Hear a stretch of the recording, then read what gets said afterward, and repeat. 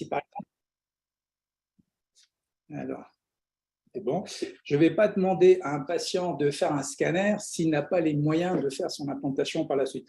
C'est pour ça que cet entraînement de faire un plan de traitement qui vous permet de faire un devis peut se faire simplement sur la simple radio panoramique. Donc, on va voir différents cas. Ça va partir des cas qui sont des cas unitaires où on va faire une évaluation globale sur la panoramique. Et puis, on va aller dans des cas de plus en plus compliqués. Et je vais vous montrer aussi les outils dont on dispose pour pouvoir réaliser ces cas, sachant que tous les cas que vous voyez, ce sont des cas qui sont faits sans passer par les greffes. J'ai commencé à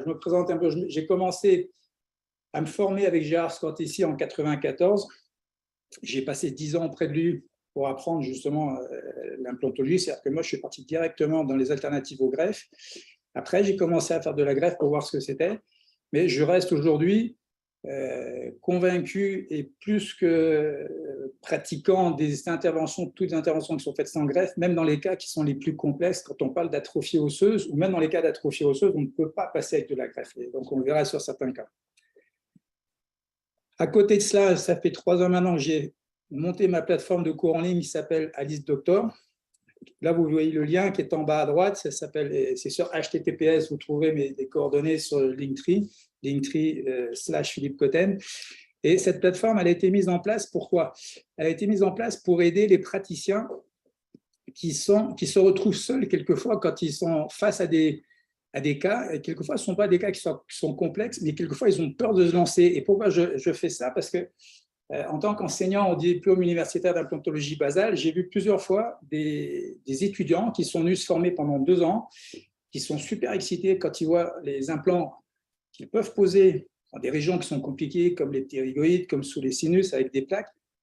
Et malheureusement, souvent, quand je discute avec eux, à la session suivante, quand je leur demande, alors c'est à poser des implants, et souvent ils me disent, et souvent c'est une phrase qui est un peu commune que je vois, ils me disent, ah, mais tu sais Philippe, nous on est super excités quand on voit ce que vous nous apprenez, et moi quand je reviens dans mon village, quand je reviens dans ma petite ville et que j'ai un cas complexe, je n'ose pas me lancer. C'est comme ça que ça m'est venu l'idée aussi de faire cette plateforme de cours en ligne, qui en fait reprend la façon dont moi je me suis formé quand j'étais avec Gérard Scortesi au début, c'est-à-dire j'allais le voir opérer 2 fois par semaine. J'avais la chance parce qu'il me laissait filmer ses interventions, il me laissait filmer ses cours, et j'ai des centaines de cassettes. À l'époque, c'était des petites cassettes. J'ai des centaines de cassettes qui, en fait, me rassuraient. Elles me rassuraient, et en même temps, pour vous dire, quand j'ai posé mes premiers implants, mes 2 premiers implants, comme on appelle les implants cylindriques, c'était sur mon père, c'était dans le cabinet de Gérard Scortesi. Et bien, 3 mois après, je posais mon premier ptérygoïde et ma première plaque. Alors, ça ne veut pas dire que l'on va très rapidement pour faire ce type d'intervention, mais ça veut dire que c'est possible d'apprendre. Et on va avoir beaucoup plus de difficultés à apprendre quand on est tout seul dans son coin que quand on a le support, soit d'un praticien qui veut bien vous prendre à ses côtés, soit à ce moment-là d'avoir un support vidéo pour pouvoir vous aider et pouvoir passer les difficultés quand elles se présentent. Alors, on va démarrer, on va commencer. Alors, on va avoir différents cas. Où est-ce qu'elle est, les commandes? Elle est là. On va avoir différents cas tout au long de cette présentation. Et je dirais, n'hésitez pas à m'interrompre si jamais il y a quelque chose que vous n'avez pas compris, s'il y a quelque chose qui n'est pas clair. Là, on va avoir à peu près une trentaine de cas qui vont être présentés. Et tout au long de cette présentation, vous n'hésitez pas. Si jamais vous avez quelque chose qui n'est pas clair, vous m'arrêtez. Donc déjà, je vous fais rapidement une présentation des différents implants que l'on a avec Victory. Ce sont des implants que j'utilise depuis le début. Au tout début, on n'avait pas tous ces implants-là. On avait ce qu'on appelait des implants cylindriques, uniquement cylindriques à l'époque. On avait des plaques qui existaient, des plaques qui ont été maintenant améliorées, qui ont été changées. Et au fur et à mesure des années, on a différents implants qui sont venus étouffer la gamme, qui nous permet de passer dans tous ces cas de figure qui sont quelquefois un peu compliqués. Alors voilà un cas simple. C'est un cas qui est très simple. Et qu'est-ce que l'on voit dans ce cas-là? On a la 36 qui a une lésion sur la racine distale. Alors, une lésion sur la racine distale, ça peut être repris avec une endo. Il y a différentes solutions pour traiter cette dent-là. Soit on reprend une endo, soit on fait une hémisection radiculaire, soit c'est très compliqué, c'est de faire à ce moment-là une résection apicale, mais dans des cas comme ça, c'est très complexe, comme dans le secteur postérieur, c'est très complexe d'y arriver. En tout état de cause, dans ce genre de situation, je l'ai vu avec des années, même quand on fait une résection apicale, même quand on reprend une endo là-dessus, on a un jour ou l'autre, peut-être 10 ans, 15 ans après, on a une lésion qui revient. Et donc, dans un cas comme ça, cette patiente-là, je lui dis, votre dent, elle sera un jour ou l'autre amenée à être extraite. Alors, soit vous voulez la conserver à ce moment-là, vous allez voir un endo, un spécialiste qui va vous la reprendre, soit on fait une extraction et on vous posera à ce moment-là des implants pour la remplacer. Donc, dans un cas comme ça, c'est important déjà de voir que l'occlusion est stable. On a des dents partout, et l'occlusion est stable. Donc là, on a un facteur qui est favorable. Pareil, cette dent-là, quand on va l'enlever, on sera dans un secteur encastré. Par contre, il faut faire attention à une chose. Il faut faire attention que quand on va faire l'extraction, il faut bien cureter toute la partie justement où il y avait cette lésion périapicale. Pourquoi? Parce que si vous enlevez cette dent-là et le kyste reste à l'intérieur, vous ne l'avez pas bien cureté, eh bien, vous avez des possibilités que, même si vous revenez que 2 ans ou 3 ans après, il reste des bactéries à l'intérieur. Donc, curetez toujours très, très bien ces zones-là, parce que si vous posez un implant 2 ou 3 ans après, et cet implant-là, vous allez poser votre implant, tout est bien sur la radio, vous avez un niveau osseux qui est superbe, vous faites votre ostéotomie, vous posez votre implant, et puis, sans raison, votre implant, il est éjecté quelques mois plus tard et vous ne comprenez pas pourquoi. Eh bien, ça peut venir quelquefois tout simplement pour une zone qui était infectée, en fait, des bactéries qui étaient emprisonnées dans l'os, et quand on va retravailler dessus, alors ça va les réveiller. Donc, il faut bien cureter, il faut attendre, c'est pareil, on n'est pas pressé pour intervenir sur ce genre de situation. Et donc là, on laisse cicatriser. Alors, cette région-là, il n'y a aucune greffe à faire dans ces régions-là quand on fait une extraction. Je sais que la greffe, c'est à la mode de mettre du greffon partout. Vous faites une extraction, on vous dit de mettre de la greffe. Bon, c'est peut-être un moyen de facturer aussi pour vous. Seulement, je vous dirais que les meilleures extractions qui puissent exister, ce sont les extractions où on va laisser le caillot sanguin dedans. Il y a tout ce qu'il faut pour nettoyer, il y a tout ce qu'il faut pour cicatriser. Et c'est là où on a les plus belles crêtes pour la suite pour poser des implants. Donc, ça, c'était ce premier cas. On va voir d'autres cas. Là, c'est pareil, c'est un cas où on a, alors là, on a pareil, un édentement encastré, et donc il manque là. On a aussi, ici, sur la partie antérieure, on voit qu'on a, ça c'est une patiente qui vient avec des dents qui sont mobiles sur le secteur antérieur, ça arrive assez souvent quand il y a vraiment une hygiène qui est assez, limite, on a une parodontite qui s'est installée, on voit qu'on a une paro hein, partout en haut et en bas, et donc les dents du secteur antérieur, on le voit rien que sur la panoramique, toute cette région qui est foncée, on sait qu'on a une lésion encore, on a une lésion dans cette région-là. Quelquefois, quand on le voit, toute cette région-là foncée, c'est qu'on a des crêtes qui sont fines. Et souvent, ces dents-là, dans le secteur antérieur, ce sont les premières qui vont partir. Pourquoi? Parce qu'elles ont un petit diamètre. Et dès qu'elles commencent à perdre de la hauteur, ce sont des dents qui vont partir en premier. Alors, vous pouvez faire une contention dessus. Ça ne va pas solutionner le problème. Tout simplement, ça va retarder le moment où il va falloir poser des implants. Tous les cas, je vous présente, je vous montrerai à la fin comment ont été résolus ces cas-là.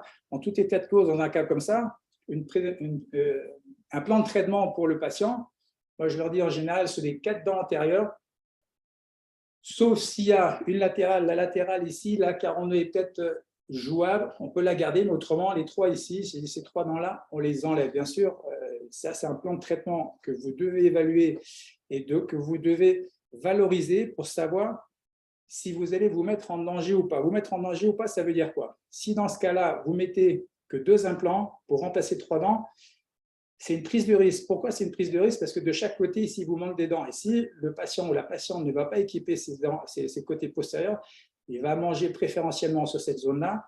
Ça peut mettre en péril votre reconstitution. Donc, c'est pour ça qu'il faut toujours évaluer votre plan de traitement de manière globale et voir à ce moment-là tous les points que vous avez ici. Si vous avez des dents qui sont en haut, pareil, qui peuvent être mobiles comme ici, vous savez très bien qu'elle ne va mastiquer que sur la partie antérieure.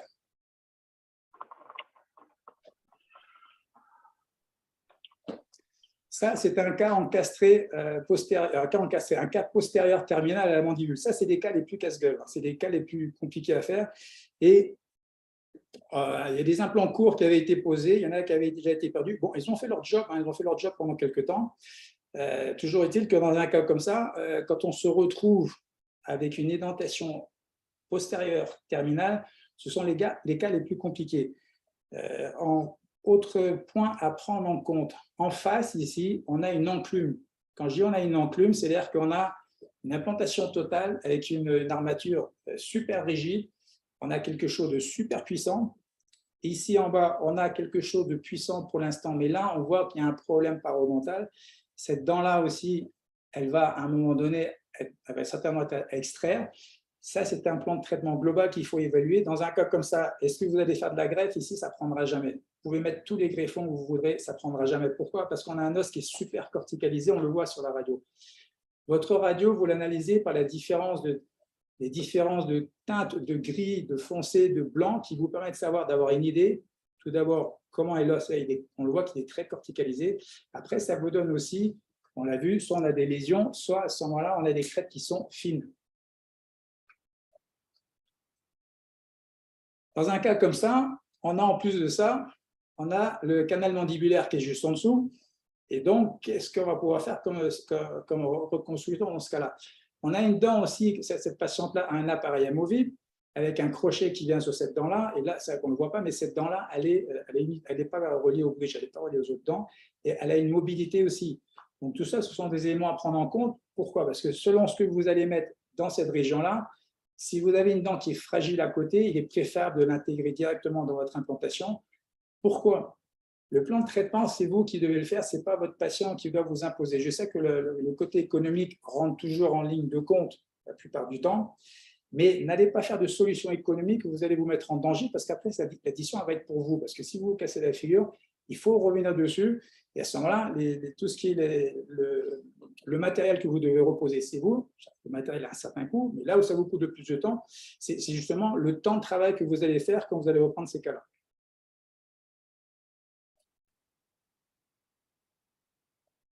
Alors, voilà un autre cas, c'est pareil. Rien que sur la panoramique, qu'est-ce qu'on voit? Bon, on sait qu'on a une paro, on voit qu'on a une paro qui est au maxillaire, on a une paro qui est à la mandibule, on a un implant qui va être perdu ici. Ici, alors cette patiente-là, c'est pareil. Ici, pourquoi? Parce que ça bouge, on voit qu'il y a du tartre. Même sans avoir vu la patiente, je sais qu'il y a du tartre derrière ici. Là, on a des dents on a une dent qui bouge complètement, ici qui est très mouillée, elle est prête à tomber. Alors, je me dirais que c'est pratiquement le tartre qui fait une contention pour tenir ces dents-là. Ça revient un peu au cas que je vous ai montré tout à l'heure. Là aussi, cette patiente-là, elle ne va mastiquer que sur la partie antérieure ici. La molaire qui est ici, elle a une lésion. Donc, tout ça, ce sont des éléments à expliquer au patient quand vous allez faire un plan de traitement. Bon, le patient vient exclusivement pour cette partie antérieure. Donc, comme je disais tout à l'heure, sur des dents, on voit ici où il reste pratiquement que le quart de la racine, ici il y a un petit peu plus. Eh bien, ces dents-là, quand vous allez faire votre plan de traitement, faites quelque chose qui soit costaud, tout simplement pour ne pas avoir besoin de les reprendre par la suite. Quand on est dans une situation comme ça, souvent, ce sont des patients, il y a un problème économique, elle a déjà eu des implants, et pour qu'elle n'ait pas équipé les secteurs postérieurs, c'est peut être pour deux raisons. Soit on lui a dit qu'il fallait faire les sinus vifs, elle n'en veut pas, soit elle a peur. Donc tout ça, ce sont des éléments à prendre en compte. Mais vous, quand vous allez faire votre plan de traitement, faites quelque chose qui soit costaud, de manière à ne pas avoir besoin de reprendre ce cas-là par la suite.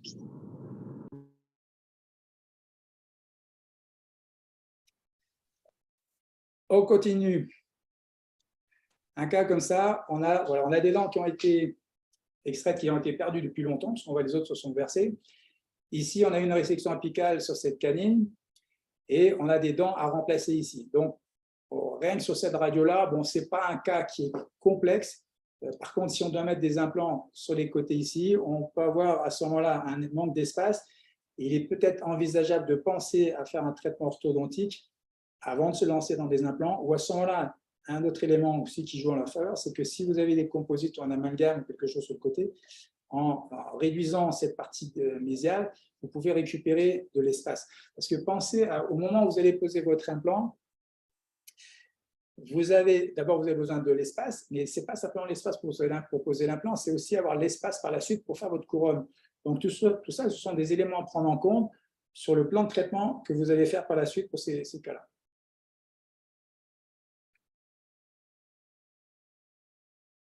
Alors, un autre cas, ici c'est pareil aussi, c'est un cas d'édentement encastrés des deux côtés. Alors, quand j'ai un cas comme ça, je demande toujours l'historique au patient, qu'est-ce qui s'est passé? J'aime bien savoir qu'est-ce qui s'est passé auparavant. Quel est l'historique? Vous avez des dents à cet endroit-là? Oui, alors qu'est-ce qui s'est passé? Ah ben, elle s'est cassée ou j'ai eu une infection. Ça a été fait il y a combien de temps? Ça a été enlevé il y a 2 ans, 1 an, 3 ans. Pourquoi? On n'a rien la même chose, c'est que si cette extraction-là elle a été faite dans cette région, on voit qu'on a une région qui est un peu plus foncée. Si on a des bactéries qui sont emprisonnées là-dedans, quand vous allez faire votre ostéotomie et poser votre implant, vous avez un risque justement de perdre votre implant par la suite en réveillant l'activité bactérienne qui peut être emprisonnée à l'intérieur. Donc, on a des outils, on appelle ça des ostéotenseurs, qui nous permettent justement de venir solliciter cette région-là et de pouvoir expulser les bactéries si jamais il en restait dedans. Donc, ça, c'est pour l'interrogation. Quand on voit un cas comme ça, qu'est-ce qu'il faut faire? Bon, par ça, je ne développe pas à côté. Bon, ici, on a une carie, c'est pareil, une carie qui ne se voit pas à l'examen clinique, mais sur la radio, on le voit. Donc, tout ça, on va faire part de toutes nos constatations aux patients pour lui expliquer de manière globale qu'est-ce qu'il a sur sa panoramique. Ici aussi, on voit qu'on a une perte osseuse on a une parodontite aussi dans ce cas-là. Donc, tout ça, ce sont des éléments qu'il faut partager, qu'il faut expliquer aux patients. Sur un cas comme ça, là, on a un cas d'édentement encastré, en haut, en bas, en édentement terminal aussi en bas à gauche. Et ce patient-là, quand vous allez faire votre plan de traitement, il nous manque une dent au niveau de la 47. Par contre, la 17, elle est en occlusion avec la 46. Donc, le plan de traitement, normalement, si on devait faire un plan de traitement ici, il faudrait remplacer la 37, il faudrait remplacer la 47, il faudrait remplacer les dents en position 13, de 13 jusqu'à 16. Donc, ça, ce sont des éléments à partager aux patients. Et une chose aussi qui a son importance, c'est que n'allez pas envisager de faire simplement un côté. Pourquoi? Tout simplement, si vous faites par exemple le secteur 1, vous allez remplacer la 12, 13, 14, 15, 16 et vous n'allez pas remplacer l'autre côté. Alors, souvent, ça peut être encore toujours la même chose pour un problème économique. Eh bien, vous allez vous mettre en danger tout simplement parce que le patient dit « ouais, non, mais ça, je fais ça plus tard, je fais l'autre côté plus tard parce que là, je ne peux pas économiquement. » Je préfère dire aux patients dans ces cas-là, faites-le plus tard, attendez 2 ans, 3 ans, mettez de l'argent de côté, prévoyez votre budget pour faire ça, mais il faut équiper les 2 côtés en même temps et expliquez-le ça, parce que si vous allez équiper qu'un seul côté, votre patient, par la suite, il va manger que de ce côté-là. En mangeant que de ce côté-là, il peut mettre en péril votre reconstruction. Et s'il perd ses implants, qu'est-ce qu'il va dire? Attendez, moi, j'ai fait un travail, ça n'a pas tenu, et c'est vous qui passez à la caisse encore. Donc, il y a quelquefois, il est préférable de s'abstenir de faire un plan de traitement quand c'est pour des raisons économiques, plutôt que de s'exposer à reprendre ces cas-là un peu plus tard. On continue.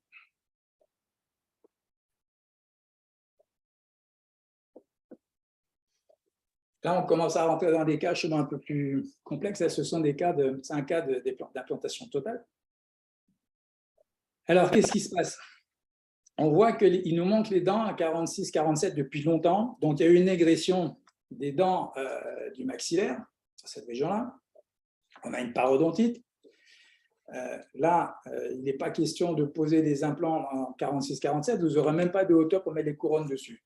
Le maxillaire, en haut, il nous reste le bloc antérieur, dont certaines dents ont une mobilité. Bon, la patiente, quand elle est venue pour ça, elle était consciente de l'état de délabrement qu'il y avait en haut. Et un plan de traitement comme ça, c'est une implantation totale. Mais encore une fois aussi, c'est une implantation totale en disant, en bas, au bas à droite, dans les 46-47, il faudra aussi les remplacer de manière à retrouver un plan d'occlusion. Parce que si vous ne remplacez pas 46-47, vous allez faire votre implantation totale en haut, votre patient par la suite va manger. Qu'est-ce qu'il va faire? Il va manger à ce moment-là, s'il n'y a pas de dents, s'il n'y a pas la 46-47, il va manger que de l'autre côté. Et ça peut mettre en péril votre reconstitution.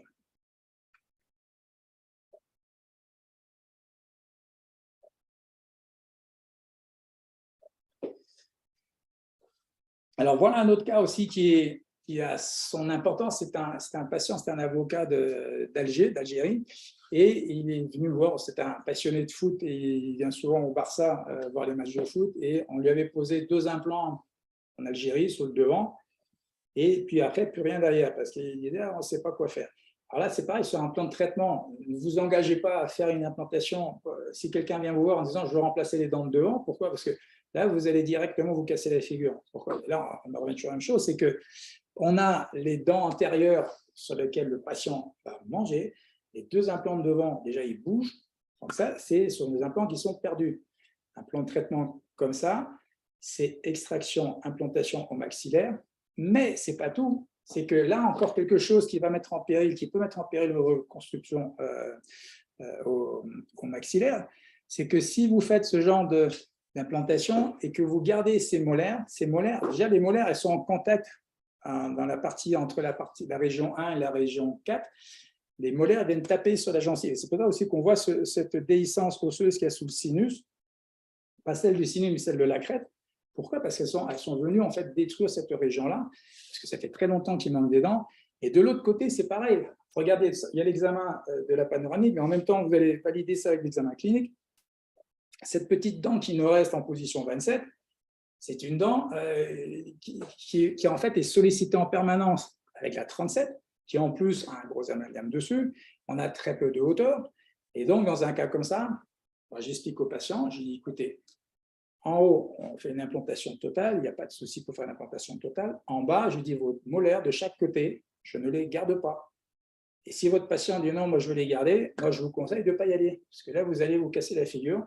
Dans un cas comme ça, il faut expliquer. Les patients le comprennent, vous expliquez, et vous dites, voilà, ces dents-là, en fait, elles représentent un danger, tout simplement, parce qu'elles vont vous montrer, hein, vous voyez vos dents là, en bas à droite, elles touchent la gencive là-haut. Donc, il faudra extraire ces dents-là pour ne pas mettre en péril l'implantation du haut, et à ce moment-là, on remplacera les dents en bas à droite et à gauche avec des implants, avec des secteurs encastrés tout simplement. On continue. Alors, on va dans des cas qui sont avec de moins en moins d'os. Il y en a qui a laissé son micro. C'est pas grave. Alors, dans un cas comme ça, il faut voir ça de deux manières. C'est un cas au maxillaire où il y a très peu d'os. On a un déficit osseux sous le sinus, on a des dents qui sont mobiles, on a une parodontite qui est très avancée. Et en bas, c'est pareil. En bas, c'est pareil. Ces dents-là, on se demande même comment est-ce qu'elles arrivent à tenir. Désolé pour la radio parce qu'elle n'est pas de bonne qualité. C'est une radio qui était très ancienne quand on avait commencé. Mais ce patient-là me dit, moi, je voudrais régler le haut. Bon, le bas, j'ai un appareil qui tient, donc effectivement, je voudrais régler le haut. Donc, le haut, je vais pouvoir le faire. Je dis sa parodontite, on peut essayer de faire quelque chose pour sa parodontite pour essayer d'allonger un petit peu la durée de vie des dents du bas. Et toujours est-il, c'est pareil, sur la partie du haut, il y a des facteurs qui sont favorables sur la partie supérieure, c'est ça, la partie postérieure, la partie des ptérygoïdes. Ça, c'est les premières choses que je vois dans les implantations totales. Quand on a des grosses ptérygoïdes comme ça, des gros secteurs postérieurs au même niveau du maxillaire, ce sont des ancrages qui sont super, vraiment des ancrages super costauds pour la mastication pour le futur. Et là encore, je dirais, ce n'est pas un cas qui est, même si vous faites votre implantation là-haut, là vous pouvez faire une implantation, même si vous voulez, avec peu d'implants sur le devant. Là, vous pouvez faire une implantation avec peu d'implants sur le devant, vous pouvez faire un Holland 6 si vous voulez. Et ayez en tête aussi que si un jour il fait la mandibule, vous allez retrouver un antagoniste qui sera super puissant. Donc, d'emblée, quand vous faites une implantation, essayez de la faire super équipée, ne le sous-équipez pas, faites vos implantations. Donc là-haut, c'était un cas d'implantation totale. On verra tout à l'heure à la fin, justement, comment ce cas a été résolu.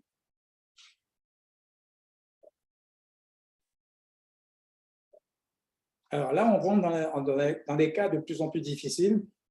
Et là, c'est pareil, c'est une implantation qui existe déjà au maxillaire depuis plusieurs années. On a une armature super rigide, on a des dents en résine, heureusement. Mais rien que sur la radio, on voit déjà qu'on a des crêtes osseuses à la mandibule qui sont super fines. Rien qu'en analysant la radio, on le voit qu'on a des crêtes qui sont super fines. Et du coup, on ne va pas pouvoir poser des implants, entre parenthèses, classiques, conventionnels. Ce sont des crêtes, on appelle souvent ça des crêtes en lame de couteau. Par contre, la partie basse, on a suffisamment d'os pour faire un ancrage pour des implants cylindro-coniques. D'ailleurs, ce cas-là, je vous montrerai, je me suis même cassé la figure. J'ai équipé et j'ai fallu que je reprenne après parce que, d'abord, il y a plusieurs facteurs aussi qu'il faut prendre en compte. Et si votre patient, vous pouvez l'avoir en contrôle ou pas, parce que sinon, ça ne sert à rien de vous embarquer dans des situations si les patients ne reviennent pas pour les contrôles. Parce que si vous les perdez pendant plusieurs années, c'est un risque aussi que vous prenez. Donc, tout ça, ce sont des éléments à prendre en compte avant de se lancer dans des situations qui sont de plus en plus complexes comme ça. Voilà un autre cas au maxillaire. Alors là, on a une parodontite au maxillaire et bien sûr, il y a la mandibule. On n'a pratiquement plus rien sous le sinus en haut à droite, en haut à gauche non plus. On a une région postérieure au niveau du maxillaire qui est favorable, la région antérieure est favorable. Même si on a perdu de l'os, on a de l'os sous les fosses nasales. En bas, on a une grosse parodontite, on a une lésion sur la canine. Donc, tout ça, ce sont des éléments qu'il faut expliquer aux patients. On a aussi une perte osseuse qui est sous le niveau de la bifurcation des molaires. Donc, sur le long terme, ce sont des dents. Qu'est-ce qu'elles vont donner? Mais tout ça, ce sont des éléments à expliquer aux patients. Bon, là, on n'a pas un point favorable aussi, c'est qu'on a, a priori, rien sur la panoramique, l'examen clinique le confirme, on n'a pas perdu de DV. Donc, ça aussi, c'est un élément quand on va faire les empreintes pour faire une implantation totale qui sera mise en charge immédiate, c'est qu'on a déjà un repère pour la dimension verticale qui servira pour le labo.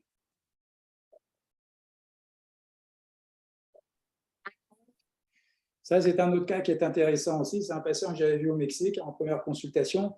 Et ce patient-là, lui, il avait un souci majeur, c'est que d'abord, il voulait une solution sans passer par les greffes, que ce soit en haut ou en bas.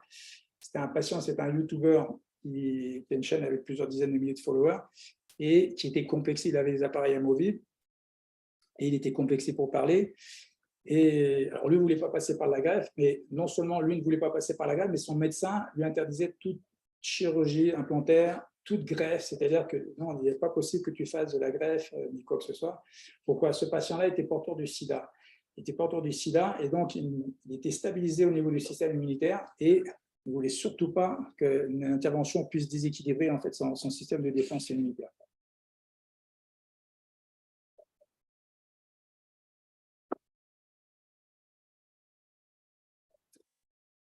Un autre cas, c'est pareil, où l'on voit, on a une parodontite ici en bas, on a des dents qui ont été extraites il n'y a pas longtemps. Alors, la question qu'on se pose toujours, c'est dans les zones d'extraction qu'il y a eu à la mandibule, qu'est-ce qu'il y avait auparavant? Est-ce qu'il y avait des kystes? Il faut savoir un peu l'histoire de ce qui s'est passé dans cette région-là, de manière à ce que quand vous allez poser vos implants, vous ne vous retrouviez pas avec des bactéries qui sont emprisonnées au niveau osseux. Bon, au maxillaire, là, on commence à rentrer dans des cas aussi avec moins en moins d'os. Et encore la partie postérieure de la thyroïde et la partie postérieure du maxillaire qui est favorable pour poser des implants, pour les ancrages qui sont costauds. On va voir comment ce cas a été résolu par la suite. Là, ça, c'est un cas qui est intéressant. C'est un cas qui est intéressant. C'est une patiente que j'ai vue en 2010-2011, je crois. Et c'est un cas que Gérard Scottici m'avait demandé de publier dans son bouquin Basale Implantologie. S'il y a un bouquin qui est intéressant pour comprendre aussi un peu tous ces types de chirurgie que l'on fait sans passer par la greffe, ce que je vous conseille, c'est de prendre ce livre de Gérard Scottici qui est sorti, je crois, en 2018-2019, dans lequel vous allez aussi avoir pas mal de solutions pour des cas qui sont complexes. En tout état de cause, cette patiente-là, je l'ai vue voilà, en 2011, et elle avait été opérée 4 ans, attendez, c'était en 2006, elle a été opérée 5 ans avant. Elle a été opérée 5 ans avant et elle avait eu une greffe, prélèvement à la crête iliaque, ça avait été posé au maxillaire. Elle avait aussi un Lefort auparavant. Elle a vu un Lefort et ce qui s'était passé, c'est que 4 ans après, elle a commencé à tout perdre avec infection au niveau des sinus, prise antibiotique pendant 6 mois avec des douleurs et tout ce qui va avec. Et elle est venue nous voir pour avoir une solution, si on avait une solution à lui proposer. Parce que la seule solution que lui proposait le confrère qui avait fait de la greffe avec crête iliaque, il a dit bon, maintenant on va prendre de l'os sur l'autre crête iliaque. Ce à quoi je dis pas question qu'on aille faire une autre greffe ni quoi que ce soit, déjà que ça n'a pas marché. Bon, ça c'est un cas. Alors, quand vous voyez un cas comme ça, premier élément, et ça c'est quelque chose que j'ai vu assez souvent, c'est que regardez le bridge en bas. On a un bridge en bas, même si les dents ne sont pas en bon état, on a un bridge, en fait on a un marteau pilon. On a un bridge de céramo-métal, on a quelque chose de super rigide. Donc, vous, quand vous allez équiper, quel que soit le type d'implantation que vous allez faire en haut, même si vous avez de l'os, vous avez tout ce qu'il faut, évaluez bien cet antagoniste, parce que cet antagoniste, il est destructeur. Il était destructeur à la mandibule. Vous pouvez très bien voir le cas opposé qu'on a vu aussi tout à l'heure. On continue.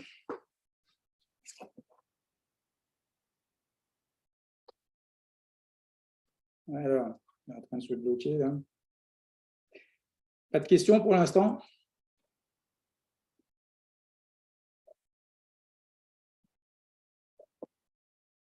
Bon, j'ai un petit blocage sur l'ordinateur. Ça m'arrive assez souvent. Quand on fait les webinars, on a quelquefois ce type souci qui peut se produire. Et là, j'essaie de débloquer.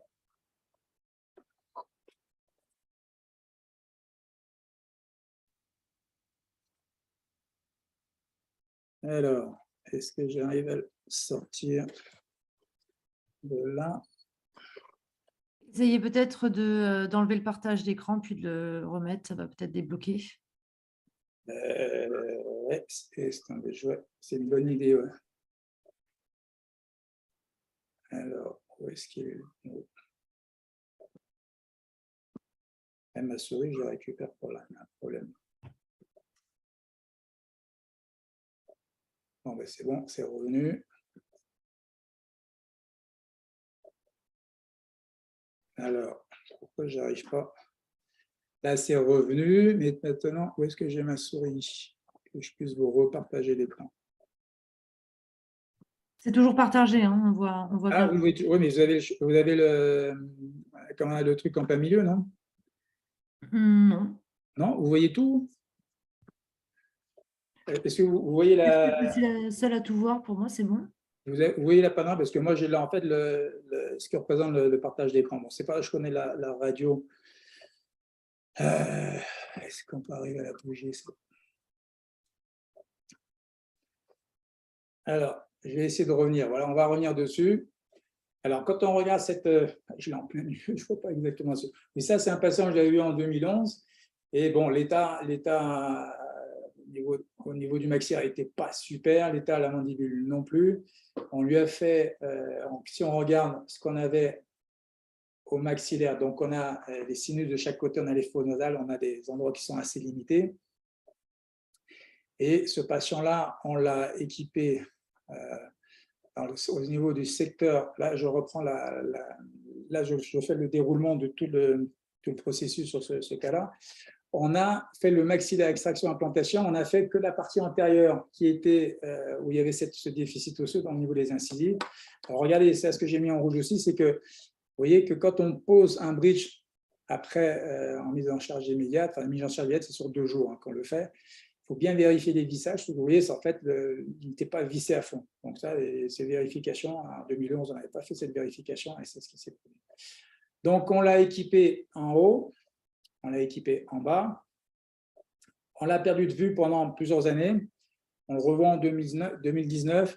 En fait, on a, pour le bridge là-haut, on n'avait pas besoin de refaire le bridge complètement. On a fait des connexions avec le laboratoire dans les parties là où ce n'était pas complètement à fond au niveau du vissage. Mais ce qui se passe quand on le revoit, voilà, on le revoit cette année, en début janvier, et après l'avoir perdu pendant plusieurs années, et il a perdu tous les implants du secteur antérieur et un implant aussi dans le secteur 4. Et là, là le problème, on en parle assez souvent justement de ça avec Victory, c'est l'histoire des implants à revêtement rugueux. Et alors, un patient déjà comme ça qui n'a pas une bonne hygiène et qui a des implants rugueux, c'est quelque chose, c'est un facteur aussi de perte d'implants sur le moyen terme. Parce que oui, bon, ça a duré quelques années.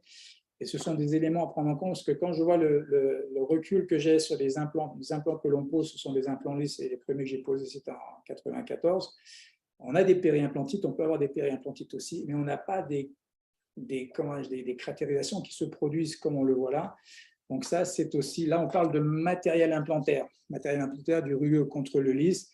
Sur le papier, avoir du matériel rugueux, c'est bien, parce qu'on a plus de rétention. Or, le problème du rugueux, c'est que la contamination se fait beaucoup plus rapidement, parce que les bactéries, elles adorent ça, elles peuvent s'accrocher, et elles peuvent passer les unes par-dessus les autres pour descendre. Et en plus, ça peut avoir aussi un effet papier de verre au niveau osseux. Donc ça, ce sont des éléments aussi à prendre en compte selon le type d'implant que vous allez poser. Donc, ce patient-là, on l'a fait en 2011 au maxillaire et on l'a repris entièrement. C'était au mois de janvier qu'on l'a repris. On l'a repris entièrement à la mandibule. Donc là, c'est pareil. Là, on peut faire extraction, implantation, mais c'est pareil. Pendant l'intervention, il faut vraiment bien cureter toutes les alvéoles. Là où on a les dents qui ont été perdues, là où les implants ont été perdus. Il faut tout cureter, c'est-à-dire que quand on dit cureter, c'est-à-dire que vous allez passer en ostéotenseur qu'on utilise pour voir comment est le fond, pour le sentir tactilement. Il ne doit plus y avoir une seule fibre dedans quand vous allez poser vos implants. Sinon, à ce moment-là, vous vous attendez. Le risque d'attendre aussi, c'est une option d'attendre. Et d'ailleurs, il vaut mieux attendre si vous ne savez pas trop bien comment gérer un cas comme ça. Il vaut mieux extraire, bien cureter, fermer, attendre. Mais autrement aussi, quand vous allez attendre, vous allez avoir une résorption osseuse aussi qui va se produire secondairement. C'est pour ça qu'il y a les deux options qui sont possibles en fonction de ce que vous pouvez gérer. Alors là, on continue. Et là, on était sur les premiers cas que je vous ai présentés. Donc, quand je vous disais une dent qui présente une lésion qui a été extraite, bien nettoyée, bien curetée le fond d'alvéole, laissez cicatriser. Et à ce moment-là, quand vous allez faire votre implantation, vous posez vos implants et surtout ne sous-équipez jamais. Sur des molaires, ça m'arrive très souvent de poser 2 implants au lieu d'un seul. Je sais qu'il y a toujours le souci économique. Là, on a quand même un espace de molaire qui est assez important. De mettre qu'un seul implant dans cette région-là, c'est une prise de risque. Là, on a une occlusion qui est parfaite des deux côtés.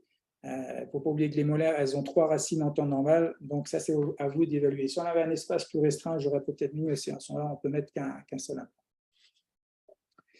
Là, pareil, sur un cas comme ça, j'ai toujours cette... Est-ce que je peux le... Je vais essayer de l'enlever. Voilà, c'est ce que je voulais faire.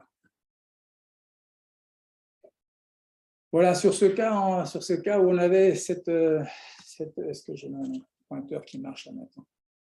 Non, il marche pas. En fait, dans le secteur antérieur à la mandibule, on a fait l'extraction, pareil, bon curetage.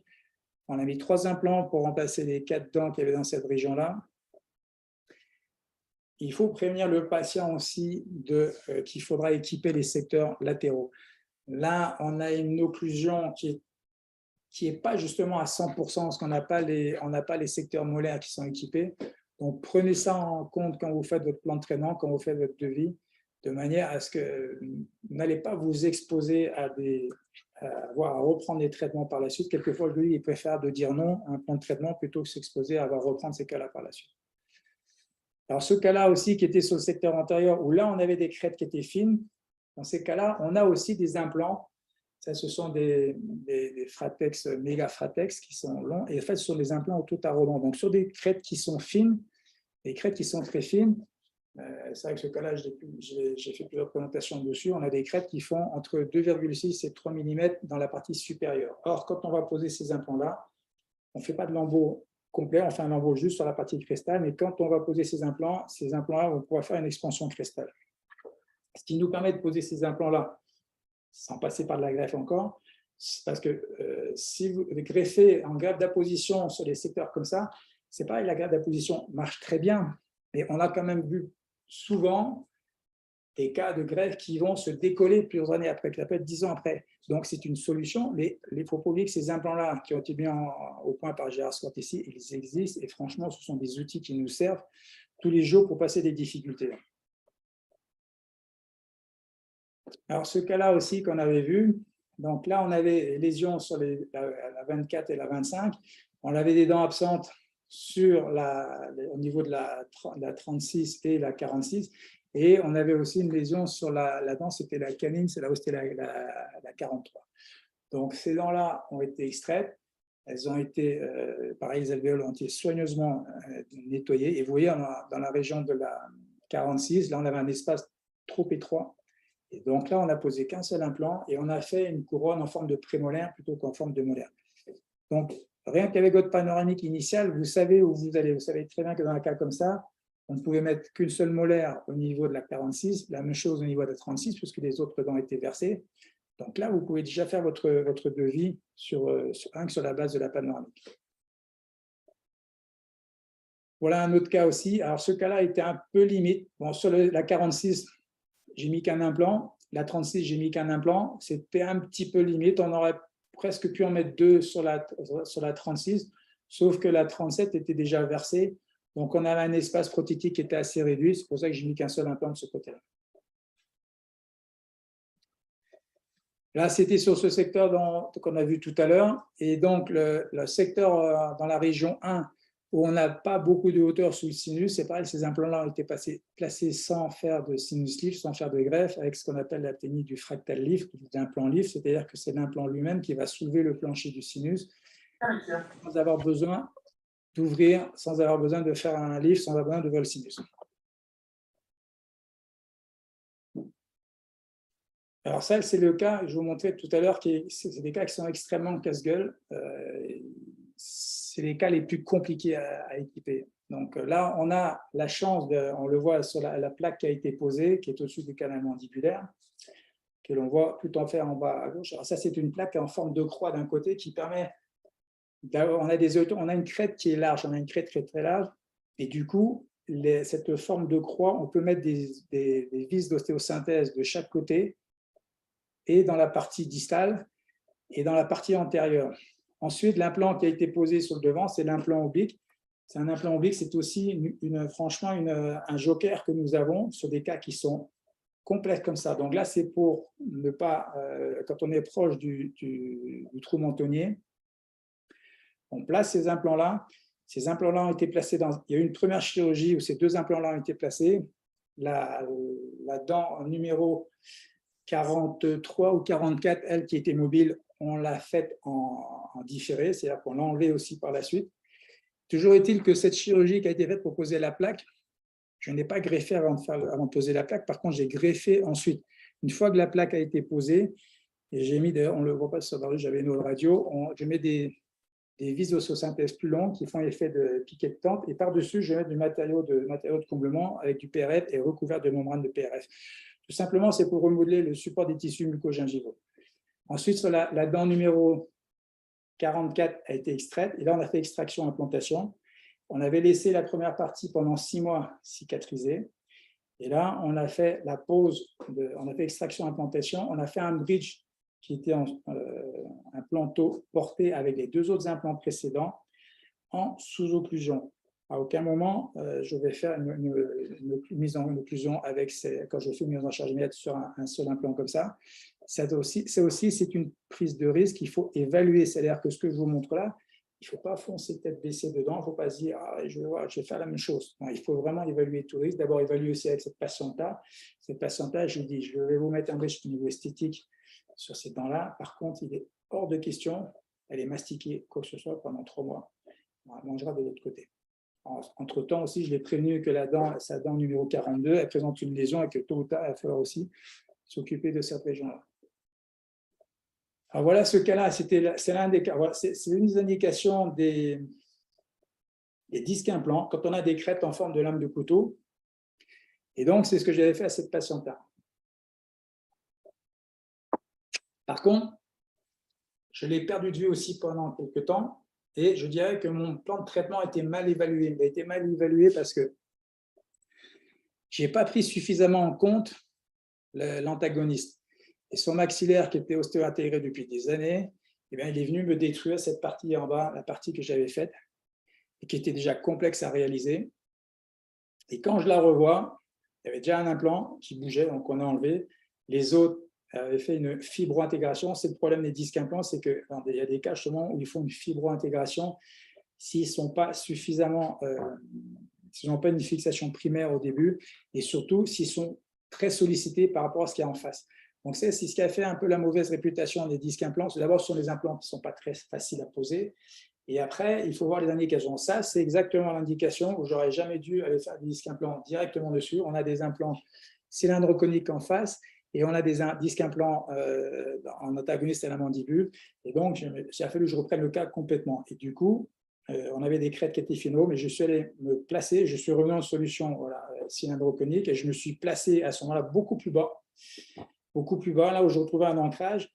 Et là, on a réussi à sauver le cas. Et c'était un cas qui était vraiment pas simple à réaliser.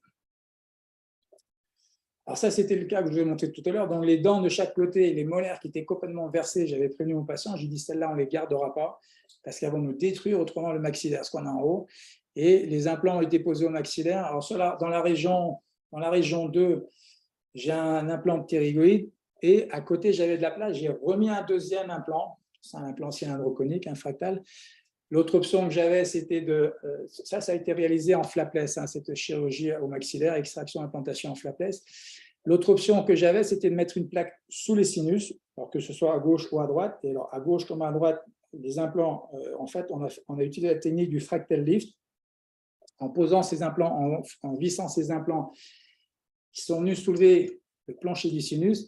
Après, quand vous voyez une radio comme ça, ne dites pas « Ah, il s'est foutu dans le sinus, les implants dans le sinus ». Regardez bien sur vos scanners, sur les coupes, que souvent, par derrière, vous avez de l'espace pour pouvoir placer vos implants. Et comment vous savez si vous placez vos implants correctement derrière? Vous le ressentez tactilement quand vous faites votre ostéotomie. Tout ça, ce sont des gestes que vous avez avec le temps, que vous pouvez acquérir et qui vous permettent de comprendre où vous êtes en permanence. Donc voilà, cette patiente, comme je lui avais dit, bon, l'implantation, on l'a faite au maxillaire. Là aussi, on a la technique du fractal lift, plus dans la région 2, il n'y a pas besoin de ptérygoïde dans ce cas-là. Et je lui avais dit, on équipe le côté, la région 4. Pourquoi? Parce que sinon, elle n'allait manger que du côté gauche et ça risquait de mettre en péril mon implantation au maxillaire. Alors ça aussi, c'est un cas qui a dû, j'avais dû le commencer en 2015, je crois. Donc, on avait le cas du début là-haut, on n'a pas beaucoup de hauteur non plus. On a posé les implants dans le secteur postérieur. Alors, il y en a qui me disent « Ouais, pourquoi tu as mis tant que ça d'implants ?» Alors, pourquoi j'ai mis tant que ça d'implants? Parce que de toute façon, je savais qu'en bas, un jour ou l'autre, on allait se retrouver avec une implantation totale, étant donné déjà la perte osseuse que l'on avait sur les autres molaires. Donc, on a fait l'implantation totale en haut. C'est une patiente en plus qui est carbocalcique, qui doit faire 1,85 m, qui est super costaud. En plus, elle n'habite pas à côté, elle n'habite pas à Barcelone, elle habite dans le sud de l'Espagne. Et donc, on l'a opérée en haut et en bas. Et à la fin, ça s'est terminé avec les secteurs postérieurs à équiper. Et même, on a été jusqu'au bout. Comme elle a voulu avoir des bridges en zircone, en full zircone, voilà sa situation. Ça fait maintenant 7 ans qu'elle a ça en haut et en bas. Et je l'ai revu, cette dernière radio, elle n'est pas bien, il y a peut-être 7 semaines. J'ai revu cette patiente-là, et en regardant justement sa panoramique cette semaine et celle qu'on avait faite il y a 2 ans, qu'on la revoit tous les 2 ans, on n'a strictement rien perdu. Et pourtant, là, on a de la force, on a une super force, que ce soit en haut ou en bas. Et là, il n'est pas question de se dire « Oh, tu as mis trop d'implants » ou il y en a qui disent « c'est over-treatment, trop de traitement ». Je suis désolé, mais moi, en ayant fait une implantation comme ça, je sais que je dors tranquille. Je sais que la patiente, je ne vais pas avoir besoin de reprendre ce cas-là par la suite, parce qu'on peut très bien perdre un implant un jour ou l'autre, ça c'est possible. Hein. Il y a un endroit, l'os n'a pas la même densité partout. Et si on perd un implant d'une reconstruction comme ça met pas en péril tout le reste de l'implantation. C'est pour ça que quand je fais un plan de traitement et un devis pour les patients, je ne suis pas en train de compter 1, 2, 3, 4 implants. Je vois l'implantation dans sa globalité. Je vois la difficulté, parce que c'est pareil, valoriser aussi votre capacité à pouvoir faire des cas comme ça. Parce que des cas comme ça, ce n'est pas un cas classique où vous avez de l'os partout. Donc, ce que vous vendez aussi, ce que vous avez dans votre planification, c'est votre capacité à pouvoir résoudre ces cas-là, à pouvoir solutionner les problèmes de vos patients. Et moi, dans un cas comme ça, même si j'ai prévu, pardon, j'ai fait un devis sur la base de 10 implants, si jamais je dois rajouter 1 ou 2 implants, pour moi, ça ne change strictement rien. Je fais ça gratos, je ne vais même pas compter quoi que ce soit. Pareil, les piliers, je ne vais même pas compter les piliers quand je fais une implantation totale. Ça a un tel prix. Et si jamais en cours d'intervention, je rajoute quelquefois un pilier transgingival ou 2 piliers, je ne vais pas les facturer quoi que ce soit en plus. Alors, ce cas-là, oui, je vous avais montré tout à l'heure, c'est un cas, qui est entre parenthèses, alors, un truc intéressant, c'est que vous voyez, dans la région thyroïde, niveau maxillaire en haut à droite, et à mon avis, je n'avais pas suffisamment anticipé cette région-là parce qu'en fait, on n'avait pas suffisamment de densité. J'aurais pu modifier la densité osseuse avec l'ostéotenseur si j'avais fait un passage d'ostéotenseur avant. Or, le jour de l'intervention, je fais une ostéotomie normale parce que c'est un implant cylindro conique normal que j'avais prévu de mettre. Je fais mon ostéotomie, je voyais que je ne rencontrais pas beaucoup de résistance. Et je commence à visser un implant de 13. Et en le vissant, je continuais, j'avançais, et je ne trouvais pas de stabilité, rien. Et donc, j'ai continué à avancer. Avant qu'il soit trop loin, j'ai mis un premier pilier transgingival et j'ai remis un autre pilier derrière et j'ai continué à visser. Pourquoi? À la fin, j'ai trouvé mon ancrage en arrivant dans la suture entre la partie postérieure du maxillaire et le sphenoïde. C'est là où j'ai trouvé mon ancrage. Et de l'autre côté, j'ai mis un implant, c'est plutôt un implant rétro-tubérositaire, on dirait, et qui a permis de faire cette implantation totale. Et alors là, on n'a pas une prise de risque qui est énorme. Pourquoi? Parce qu'en bas, il avait les dents complètement mobiles.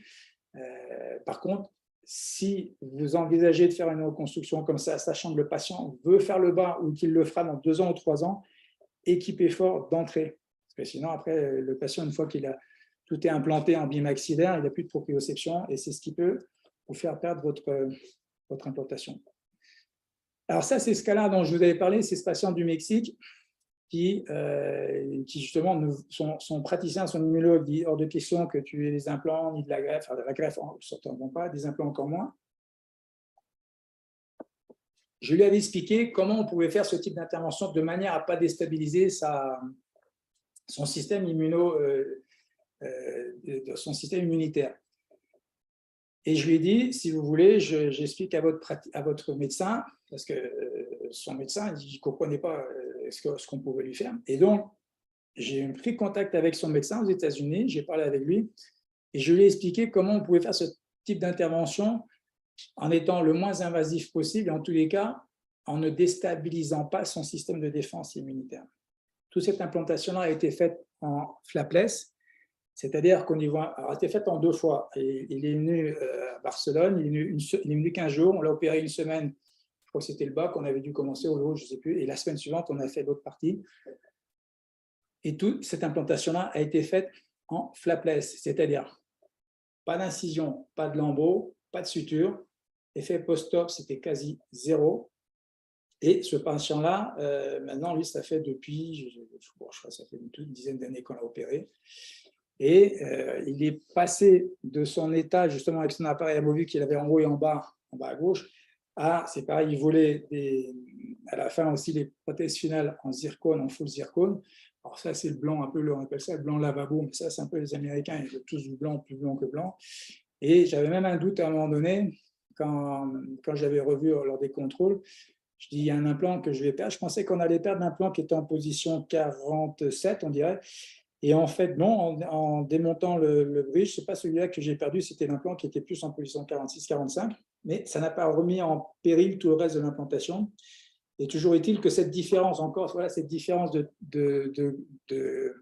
gris et de noir que l'on voit sur une panneau, eh bien, au niveau de la 47, elle est là depuis le début.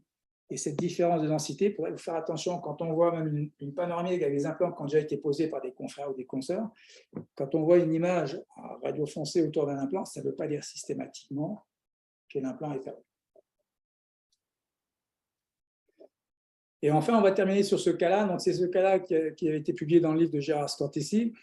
Et voilà, en fait, j'ai demandé à cette patiente, je l'avais en 2011, et je lui ai demandé si elle avait la panoramique de la radio panoramique quand elle avait été implantée 5 ans auparavant. Et c'est là où elle m'a fait parvenir cette panoramique. Alors, il y a deux problèmes majeurs sur cette radio panoramique. Sur le plan de traitement, je veux dire, sur le plan de traitement qui a été effectué, c'est que d'une part, le maxillaire, il est sous-équipé. Et il est sous-équipé, c'est indéniable, il y a 1, 2, 3, 4, il y a 6 implants. Et il y a même une espèce de dent de racine qui reste là dans la région de la 23-24. Et donc, c'est vous à se casser la figure parce que c'est sous-équipé. Mais deuxième chose, c'est que l'antagoniste, la mandibule que l'on a un bridge céramo-métal qui est super costaud et c'est encore une fois un marteau destructeur. J'en ai vu des cas comme ça, des cas où les implantations, quand elles sont sous-équipées en face d'un antagoniste qui est avec un bridge céramo-métal ou des implants, eh bien, ça va directement à la poubelle quelques années après. Et très souvent, ce que j'ai remarqué, c'est que le point commun dans ces types d'échecs d'implants que l'on peut voir, qui sont sous-équipés, eh bien, ça apparaît à partir de 4-5 ans après. C'est plusieurs fois que j'ai vu ce cas-là, 4-5 ans après. Pourquoi? Parce que pendant les 2 premières années du patient, il fait attention, il sait qu'il a des implants. Après 3 ans, 4 ans, le cerveau intégré, il oublie complètement, il mange de tout, il n'y a pas de proprioception, et il va commencer à perdre un implant sans s'en rendre compte. Et si c'est sous-équipé, eh bien après, l'addition est là. Donc, je vais aller trop vite là, on a repris cette patiente, et je vous dis, c'est depuis, voilà, j'ai opéré en 2011, et on la voit tous les 2 ans. Et c'est une patiente qui vient d'Andalousie, l'année dernière, la dernière fois, elle vient tous les 2 ans, et son implantation est toujours en place. J'avais une petite difficulté qui risquait de se poser quand j'ai opéré cette patiente-là, c'était au niveau des plaques d'ostéosynthèse qu'elle avait en haut. En fait, c'était les plaques d'ostéosynthèse qu'elle avait eu un Lefort. Et moi, ça me posait un problème pour poser mes plaques, Parce que j'ai besoin aussi des anneaux pour mettre des vis d'ostéosynthèse. Et là, je me posais la question, est-ce que quand je vais ouvrir, je vais enlever ces plaques ou pas? Quand j'ai ouvert, les plaques étaient recouvertes d'os, elles étaient en super état. J'ai dit, on ne va pas les toucher ça, on laisse ça en place. Et j'avais la chance, il y avait un œilleton qui était libre. Et du coup, je suis venu mettre ma plaque. La plaque que vous voyez en bas à gauche sur la vue, cette plaque-là, je suis venu me fixer par-dessous. C'est-à-dire que j'ai une vis d'ossosynthèse qui traversait mon œilleton de ma plaque et l'œilleton de la plaque d'ostéosynthèse. Voilà, on a fait tout le tour. Merci pour. Vous n'étiez pas nombreux ce soir, mais bon, c'est pas grave. Moi, je suis toujours content de pouvoir partager ça avec ceux qui sont présents. Merci pour votre attention. Et est-ce que vous avez des questions? Non, tout le monde a. C'est le moment de rallumer les micros si vous avez des questions. On a une question sur le chat, il me semble. Alors.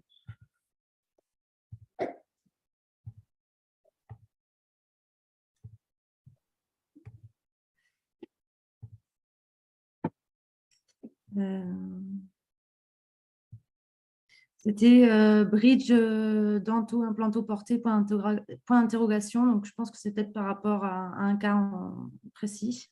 Alors, les bridges dento implanto porté, pour moi, c'est une contre-indication. J'en ai pas fait dans tout ce que j'ai présenté là, j'en ai pas fait. Ça m'est arrivé d'en faire quelques-uns sur des partiels. C'est pas une indication, tout simplement parce que quand vous faites un bridge dento implanto porté, vous allez avoir d'un côté quelque chose de rigide, de fixe, et de l'autre côté, vous allez avoir une dent avec un ligament. Et qu'est-ce qui se passe en général quand il y a quelque chose de fixe et quelque chose qui bouge? C'est celui qui est fixe qui va se barrer. Donc, les implantations mixtes, je vous conseille de ne pas y aller, parce que moi aussi, j'ai tenté, j'y suis allé, je me suis cassé la figure. Mais vous voyez, si vous avez des échecs en implanto, voyez ça comme quelque chose de positif parce que vous allez apprendre de vos échecs.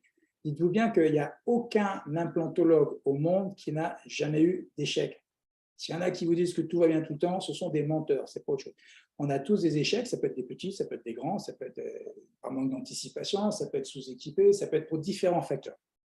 Mais les échecs, voyez les échecs comme quelque chose de positif parce que ça vous apportera toujours des éléments pour ne pas reproduire ces échecs par la suite. C'est comme ça qu'on apprend. Et donc, apprenez, soit vous allez auprès de quelqu'un, justement, comme moi je l'ai fait avec Gérard Scott ici, vous apprenez beaucoup plus vite, s'il veut bien partager justement avec vous ses connaissances, ou soit à ce moment-là, vous pouvez vous faire aider avec un support de vidéos, de cours en ligne. Mais je vous dis encore une fois, croyez en vous, ne vous dites pas, les cas que vous voyez là, il y en a qui certainement se disent, mais moi je ne pourrais jamais faire ça. Je suis désolé, moi quand j'ai commencé l'implanto, je n'y connaissais rien du tout. Je dis, j'y connaissais strictement rien du tout. Et je lui dis, 3 mois après avoir posé mes premiers implants, j'ai posé mon premier ptérygoïde et ma première plaque. Ça ne veut pas dire que tout se fait rapidement, mais ça veut dire qu'on peut apprendre. Et donc, ne vous mettez pas des obstacles ou des limites dans la tête. Vous pouvez apprendre, prenez les bons outils pour apprendre, et surtout, ça vous permettra de passer les étapes, ça vous permettra de passer au stade au-dessus et de petit à petit, de pouvoir solutionner des cas de plus en plus complexes. Dans tous les cas, implanto dents mixtes, dans un plan, c'est prise de risque inutile. Merci Philippe pour cette réponse. Moi, j'ai une petite question également. À partir d'une panneau, est-ce qu'on peut estimer la densité osseuse ou vous préconisez plutôt de l'usage d'un ostéotenseur manuel?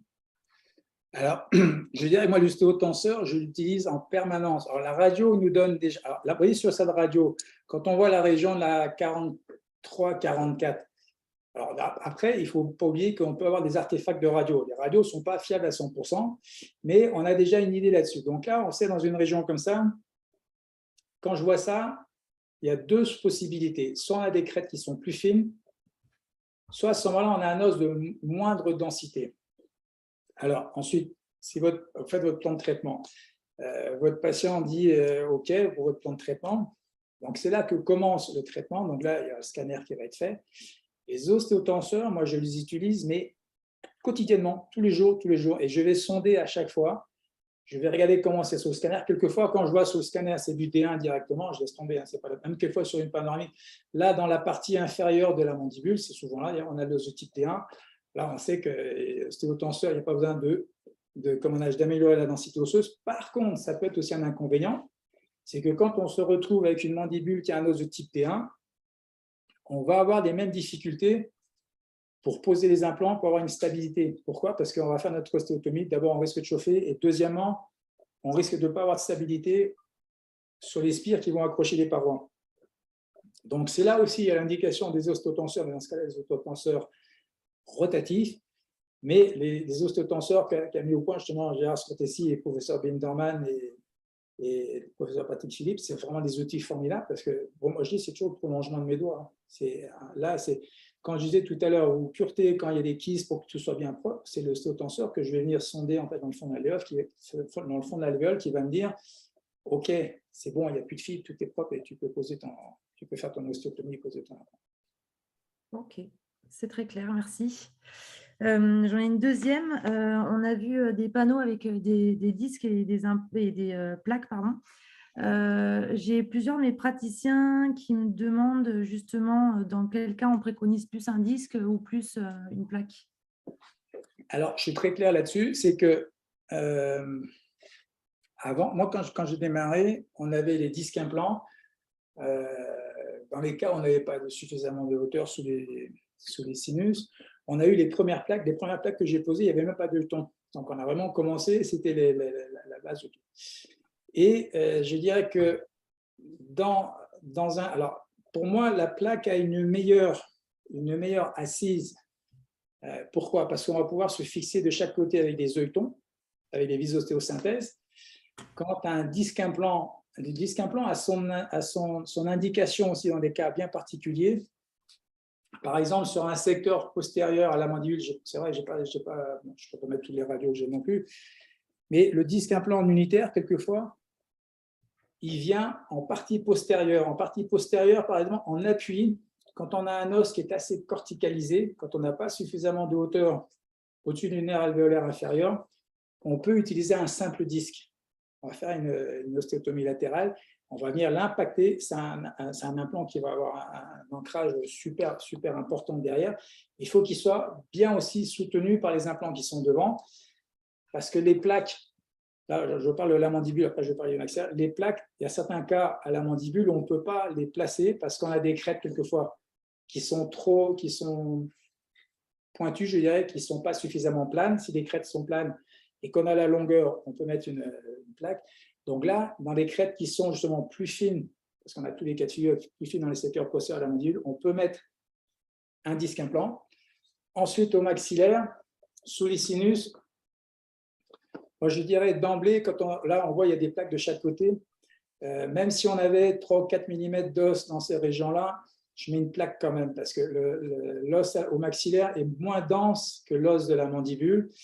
Et on est beaucoup plus en sécurité en mettant une plaque parce qu'on va avoir des fixations de chaque côté. On va avoir des fixations sur l'apophyse et des gomatites, sur le malaire. On va avoir des fixations du côté du palais. Donc, la plaque est plus complexe à poser, mais c'est pareil, ça s'apprend. Hein. Au début, on trouve ça complexe. Après, c'est quelque chose qui se fait naturellement. Et au maxillaire, sous les sinus, moi, je conseille de poser des plaques. Parce qu'un disque implant seul, quand on a peu de hauteur, il n'a pas son indication. Et par exemple, si au maxillaire, on a 4 mm sous le sinus, à ce moment-là, on utilise les ostéotenseurs et on fait un fractal lift. On n'a pas besoin de disque dans ces cas-là. C'est pour ça qu'au fur et à mesure des années, avec les outils qui ont été apportés par Gérard Scotesi Victory, ça nous a permis de passer des étapes et à chaque fois en étant de moins en moins invasif. C'est-à-dire qu'aujourd'hui, on a les plaques que l'on voit ici, mais maintenant, on peut aussi, il y a des cas aussi, j'en ai pas mis là ce soir, mais on a des cas, si on ne veut pas mettre de plaques sous le sinus ou maxillaire, on peut mettre ce qu'on appelle les implants obliques. Et les implants obliques, on le voit tout en bas à gauche. C'est le deuxième implant partant de la droite. Le premier implant partant de la droite, c'est un ptérygoïde. Le deuxième, c'est un implant oblique. C'est un implant aussi qui va être auto-taraudant et qui nous permet de le poser le long du sinus, sachant que son point d'entrée, il est au niveau de la 6 et la partie apicale de l'implant qui va être posée, elle va se retrouver pratiquement en apicale d'une canine ou d'une cat, quoi. Donc, c'est pour ça que des outils, on a différents outils.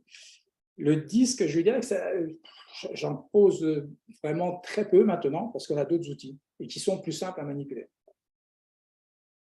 Ok, merci beaucoup. Est-ce qu'il y a des questions en plus? J'ai l'impression que non. Merci beaucoup, Philippe. C'était très intéressant, encore une fois. Merci à vous aussi. Merci à ceux qui y sont restés. C'est toujours un plaisir de vous écouter. Vous avez une plateforme en ligne de formation et de coaching sur comment peuvent vous joindre les praticiens s'ils veulent des informations, ou vous pouvez peut-être laisser des coordonnées. Alors, soit vous le trouverez sur Visi parce que c'est sur Visi. Autrement, toutes les informations, je vais me mettre au début. Il y a un lien qui est où en fait il y a toutes les informations. Voilà, ça s'appelle. Bon, c'est vrai que j'ai mis parce qu'au lieu d'avoir tout à décrire. Si vous cherchez linktr.ee/Philippe Cotten, il y a toutes les informations qui sont dessus. Autrement, vous pouvez les retrouver sur ma page Facebook ou sur le site de Visi. C'est aussi indiqué dessus. Il y a moyen de le retrouver. Ok, super. Et ça concerne, cette plateforme de cours, elle concerne. Il y a vraiment différents programmes. Il y a pour les débutants, il y a pour ceux qui sont au stade au-dessus, il y a ceux qui veulent poser simplement que des implants unitaires au début, après des implantations plurales, après des implantations totales. Et ça va jusqu'aux implantations les plus complexes que l'on a vues, avec les différents outils que l'on montre justement. Et après, il y a aussi une formule de coaching privé pour ceux qui veulent vraiment être pris en charge et vraiment qui veulent avancer très rapidement. Très bien. Merci Voilà. pour toutes ces informations. Merci à tous d'avoir été présents. Et encore merci Philippe. Je vous souhaite à tous une très bonne soirée. N'hésitez pas, si vous avez des questions, à nous joindre. Revenir vers nous. Voilà. Très bien, bonne soirée à tous. Bonne soirée. Au revoir. Bonne soirée Philippe, merci beaucoup. Merci, au revoir.